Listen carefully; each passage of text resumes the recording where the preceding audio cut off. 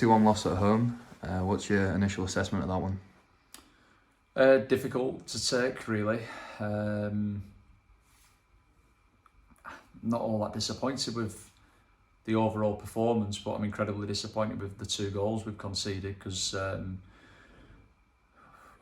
be honest, we've gifted them 2 goals, both right at the very start of each half as well, and that I think that then disrupted how we played for the next 10-15 minutes of each half. To concede within it can't have been much more than 10 seconds. Straight away it gives you a great challenge to try and get back in the game. Felt we responded well after that initial first 10-15 minutes of the first half.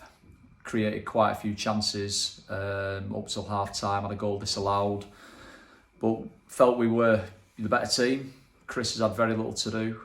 Second half we wanted to go out and attack the game and try and get back level as quickly as we could, and obviously then within again it could only have been a minute or so to go and concede such a soft goal is incredibly disappointing, and then the challenge is mammoth, and credit to the lads because they kept playing, they kept probing, created a few more half decent chances, and obviously we managed to get the goal, and right till the end, to be fair, we kept going, but we just couldn't. 2-0 down in this league is so difficult, especially against a team that are well organised like they are and they defend incredibly well. I think we've had 5 shots blocked, and that's credit to them really, because some of the defending was brilliant. Difficult to take, but that's football. Despite the scoreline, as you say, the only real 2 chances they had were the goals. I can't remember Chris making a save, so I guess a positive you can take, if you count them 2 out, is another strong, resolute defensive display as well.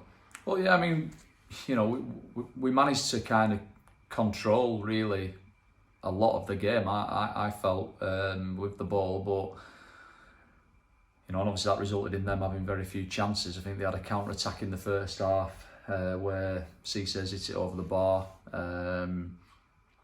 Obviously the 2 goals, I don't think Chris had a save to make, but we've conceded two really poor goals, and we've come away with nothing. And probably from our side as staff is that's a few goals now that we've conceded in quick, early in after half time or early in the game, and that's something we need to look at and address. But like I said earlier, I'm not overly disappointed with our general performance, but you can't concede. You've got to work really hard to earn points at this level, and you just can't go gifting goals to teams. It just makes the job all that much harder. Yeah, and we've come away from games recently not disappointed with how we've played, but we're not getting the results to match that. Is that something that's concerning you, or is not really playing on your mind? I think you could probably say that for the Gateshead game and again today. Outside of that, I don't think results have been too bad. Performances in the main have been okay. And if I think back to the Gateshead game, I thought we played really, really well second half against a very, very good team, but we didn't probably hurt them too much. We didn't, create loads of good chances. And I think in the game last week and then obviously the game today, we've looked more of a threat in games, and that's a pleasing thing. So, we're always disappointed to lose games, particularly when we feel we've done enough to get something out of them. But we look to threat throughout the game today. I think we're getting. I do think we're getting better. And you mustn't forget, Alfreton are a good team. I imagine that wins took them back up into the playoffs. Gateshead, good team. York, Fylde, Brackley. We've had a grueling run of fixtures, and I think it just speaks volumes about what we expect of ourselves. The fact that we've lost narrowly against Gateshead and Alfreton in recent weeks, and we're so disappointed. But the performance levels are there, and we've just got to keep working hard to improve and iron out those errors and be a little bit more potent at the other end, and we'll be fine. And it's the old cliche in football, but there's no easy games. And next up's Hereford away. How are you looking forward to that one next week? Yeah, well, it's probably one of my favourite grounds to go to.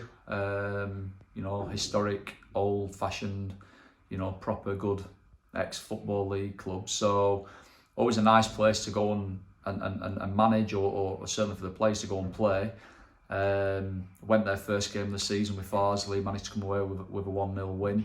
I think it's fair to say that they've improved in recent weeks. So we expect a difficult game, but every game is difficult for different reasons, but every game's winnable for different reasons. So for us, it's just a case of getting back on the training pitch this week, highlighting the positives of today, and look to go down there and put in a good performance, and hopefully we can come away with a good result. And then one last one, is there any update on the injury front? Scott Wilson's good to go now. He's not ready to play 90 minutes yet. We need to try and build his minutes up, and obviously the more that he trains, the stronger he'll become, the more confident he'll become. So to have him back available is a bonus for us. Obviously Harry still out, probably looking after Christmas now for Harry. And obviously Dom knows he's in for an op on the 17th of December, as is Dale. Dale's in for an op on the 15th of December as well. So we're better injury-wise than we were several weeks ago when I first came in. We are having to manage one or two through games. But yeah, it's just probably Harry now, and not Harry and Dom, sorry, that are going to be out for weeks. But we're not in a bad place, and we're not playing too badly to say you've got two top players there to come back into your team at some point. So we've just got to keep plugging away, keep working hard, and hopefully when we can have everybody fit and available, then I'm sure we can kick on again.